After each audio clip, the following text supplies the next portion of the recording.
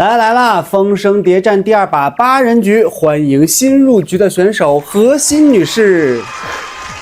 我也没有想到大家这么热情的推荐我来啊！我想说这个游戏又是卡牌，又是身份，又是阵营的，也未必是我会擅长的类型呀。那你擅长啥类型？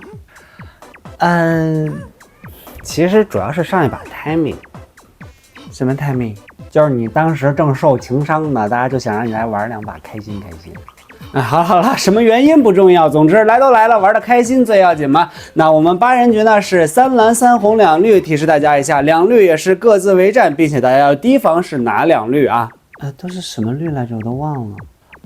篡夺者自己回合他人宣胜，镇压者自己回合获得2张真情报的角色死亡，双面间谍获得3蓝或3红。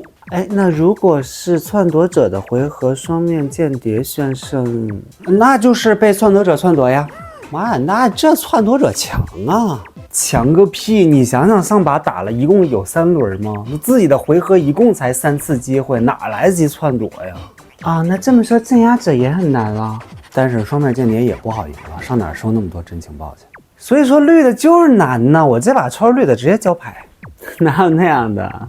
不至于啦，上把主要是大家身份明得太快，这把好歹是有2个神秘人呢，变数应该会挺大的，我觉得。那当然了，8个人4个阵营，那肯定是波谲云诡嘛。大家不管拿到什么身份、什么角色，都是打起精神作战到底，是我们的亮剑精神，好吧？那我们。